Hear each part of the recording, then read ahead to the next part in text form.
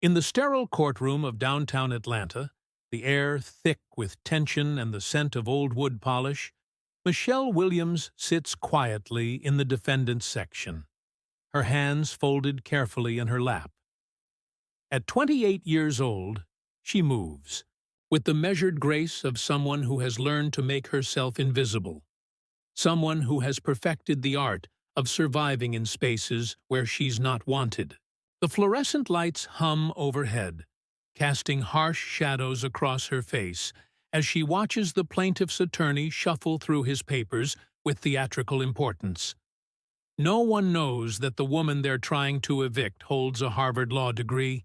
No one even notices the way her eyes track every procedural error, every misstatement of law, every constitutional violation unfolding before her.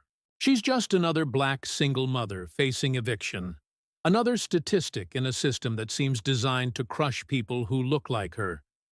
But when the landlord's attorney begins citing fabricated lease violations and presenting falsified documents, she leans forward slightly, her legal mind automatically cataloging each violation of due process. What they didn't know was that Michelle Williams hadn't just studied housing law at Harvard. She'd written her thesis on discriminatory eviction practices and had spent 2 years working pro bono with legal aid societies before life forced her to step away. The landlord, Robert Caldwell, a man in his 50s with silver hair and an expensive suit that screams old money, sits behind the plaintiff's table like he owns not just properties, but people. His cold blue eyes scan the courtroom with the confidence of someone who's never lost, someone who believes the system exists to protect his interests. When his lawyer presents the third falsified document claiming Michelle had violated noise, ordinances that don't exist in her lease, Robert smirks. "Your Honor," the landlord's attorney drones, "my client has documented numerous violations by the defendant.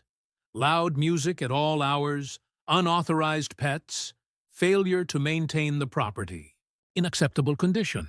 Each word drips with barely concealed racism, painting Michelle as the stereotype they want the judge to see.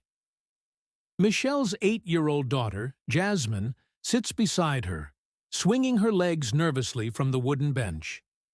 The child doesn't understand why they might lose their home, why Mama seems so quiet, why the man in the expensive suit keeps looking at them like they don't belong. Michelle reaches over and gently stills her daughter's legs, whispering,